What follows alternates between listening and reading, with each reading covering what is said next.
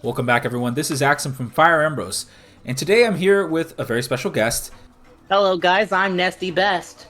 For everybody watching, his link will be down in the description below, so please check it out. We are going to be talking about, well, you care to introduce it? The warrior gets a bad rep. From very shaky hit rates in a lot of games, along with the pretty bad initial defensive capabilities, they're pretty much always regarded as some lower tier units. However, what we're going to try to do today is exalt why those fighters, warriors, pirates aren't actually that bad, and different examples of how competent they actually can be. But what I really want to point out is how a unit like Panette basically defined the meta of that game by having very, very min-max stats along with great personal skill and the combination of the emblems on her allowing her to basically fulfill two different roles or niches inside the army. You can have that strong physical attacker, but you can also have that Vantage Wrath crit type build going on, which is one of my favorite builds in Fire Emblem if I gotta be honest. Basically, Panette's claim to fame is a Ike Wrath build in which you basically stack Wrath along with her personal skill and an engraved killer axe, allowing her to basically one-shot everything. You inherit Vantage from Leaf along with Holdout from Roy, and you basically have a tank unit that can retaliate from 1-2 range if it's a warrior, because you can also use a killer bow and a longbow as well if you want to do that. One-shot any enemy that tries to attack her. It's a very consistent, very strong build, and there's a more tech-savvy version of this build that actually involves inheriting Wrath instead and using Leaf, which allows Panette to actually break even higher thresholds of crit. But for this specific build, you actually don't want to inherit above level 9 on Leaf so that she uses adaptable correctly and switches to the correct weapon to always one-shot the enemy. It's super high-tech, but it is absolutely a lot of fun. Huh. That does sound good. If not a bit convoluted, to say the least.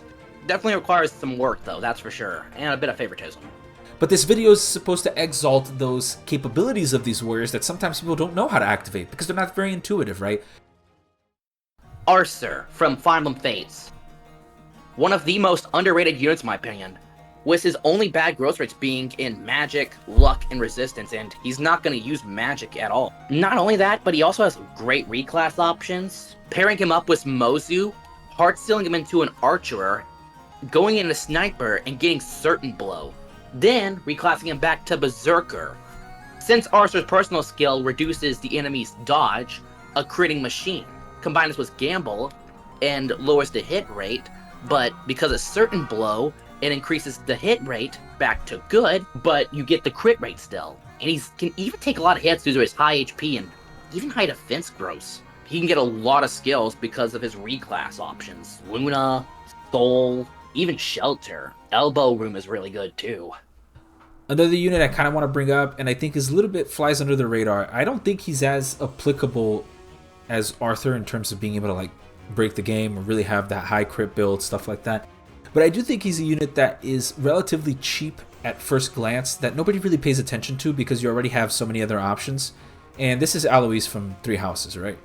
So Alois has the unique niche of having like a pretty solid charm stat. He also has a double rally, quickly accessible. He is literally one step away from going into War Master and picking up Quick Riposte, which allows him to also be able to reclass into some of the stronger classes and double without having to worry about the speed stat. And that may not seem like something that's interesting, but it is actually super, super valuable in a game where the speed thresholds keep getting higher and higher and higher towards endgame like one in Three Houses. Yeah, I think Alois is definitely overlooked. Some people often judge him because of his, late join time. Or later join time, I should say. Because luck is not that great in Three Houses, to be honest. Now, Alois does face a lot of competition. Obviously, there's units like Caspar, Balsis, even Gilbert a bit if you're playing Blue Lions. But again, not about him being the best unit. It's just about what can he contribute at base at this point. And I think that that's overlooked a lot. Yeah, I think so too. But there is one axe user in Thracia who I do think doesn't get enough credit as he deserves. And that's my boy, Halvan. I think he's got utility with Vantage, with the Brave Axe combo, meaning he can usually kill the enemy in the early chapters before he even has to worry about getting attacked. Though he doesn't have Wrath like Ocean does, is still high enough to score critical hits very often. I think he's got like 4 FCM or something, which is very good. As you know, the Brave Axe is not a personal weapon in Thracia, meaning often people overlook Halvan because, he doesn't have a personal weapon. Ocean does. Why would I use Halvan when I just have Ocean right there? Because Ocean, he cannot use the Brave Axe at the start. I know Dagdar often uses it too, and if something happens to Dagdar, Halvan is a great replacement, honestly, and he even gets a better promoted class in my opinion, because while bows can be good sometimes against flyers, Halvan has just enough constitution to reliably wield a brave sword if you get him up to that level, although that takes a while. Halvan's speed is not that bad, and again, there's a Thracia, so just put some Crusader Scrolls on him if you want to reliably boost him. Dagdar has a lot of good things that I think people tend to overlook or not really see it the way it is. They think that, like you said, the accost skill can be a double-edged sword, right? You can get hit by the ballista, but you can also drain ballista in that regard. So there is some value in trying to manipulate the stats on Dagdar so that you can actually drain ballista to allow you to push up, which is one of the very interesting uses he has. Against magic, though, he's going to get bodied. I'm not even going to try to defend that. He's going to just get completely destroyed. But the fact that he can auto-follow up without any investment whatsoever is really, really his strong selling point, right? Coupled with the fact that you get a Brave Axe, so now you have this monster of a unit quadding absolutely everything, the best capture bot in the game with some fantastic con, also has access to bows indoors. The biggest overlooking I feel people do of Dagdar is the fact that if his stats do have any problem, for whatever reason, you can easily, and I mean easily, fix the stats of this game. We all know how scroll abuse works in this game. I do agree with you that he is not a better combat unit than Ocean. Dagdar is really good, I won't deny that, but man, is he just a hindrance on chapters like chapter 14, for instance. On the chapters like that, I do feel like Ocean and maybe even Halvan are better than him. And also, remember, this is Thracia, fatigue exists. So pivoting a little bit away from FE5, because we all know those axe users are great there. In FE6, people underrate Bartre a lot, but he's actually really useful due to the access of bows he has and being able to use Brave Axe at base. That comes in really, really handy. The ability to deal with the wyverns that come later on, do significant damage to them if he gets a couple of good level ups. So there is a lot of value in Bartre, but there's another unit that I think is way better than Bartre is, and it's going to be Echidna. And Echidna has a lot of positive points that people usually tend to overlook. And I know what you're thinking. You're like, there's no way Echidna's not like an axe fighter. She's a hero. I do really believe that Echidna focuses more on axes than she does on swords. And it does. Yeah, and it does feel like even the Cypher card game has her more wielding axes than swords. And I kind of get where it comes from because that's really her personality. Right? She's like this rebel fighter there. You cannot convince me that Echidna didn't come from the fighter class. One glance at her, you're thinking her strength is kind of weak, her bases are kind of whatever, iffy, yada, yada, yada. Or her con is pretty low. But in the same chapter that you get Echidna, the solution to all of these problems is right there. You immediately have access to a con ring and now wield basically silver axes with very few penalties. And if you think her strength is low, the axes might actually offset that weakness, taking into consideration as well things like the hand axe, 1-2 range, and just being a reliable pre-promote that you can get at that point in time. Nah, a lot of people say FE6 has no good axe users because they see Lot and Wade and they just think, wow, these guys suck. A lot of people just say, okay, well, Echidna's better and Bartre just sucks. But the simple truth is that they're both really great options. I do think that Lot is actually not as bad as people think he is. He is better due to the access to the warrior class, and he actually has some pretty solid speed growth. And like we said, what's the problem with strength if you have a weapon that has higher might, right? So it doesn't really affect you that much. But he's never going to outcompete Rutger. Not having to use a promotion item is a very valuable asset to have in FE6. And both Echidna and Bartre, they basically come with a free promotion item because they're already promoted. In FE7, I do think the quality of the axe fighters kind of did go down a little bit. Dorcas and Bartre in this iteration. But the reality is they give you such a busted unit in Hawkeye that there is literally no way that you would not use him. He's probably one of the best axe users ever given for free in a game ever. Has fantastic bases, great stats. I don't think there's much to talk about Hawkeye, right? Because he's like a fantastic berserker and everybody agrees on that. Plus, like, he has the coolest sprites ever. And Geitz, yeah, or Geitz, not sure how it's pronounced. Much better than Wallace, but a lot harder to get. Geitz has instant access to a Brave Bow, which means he can quad pretty much everything in the game from the moment he joins, and his growths are not even that bad. His bases are phenomenal.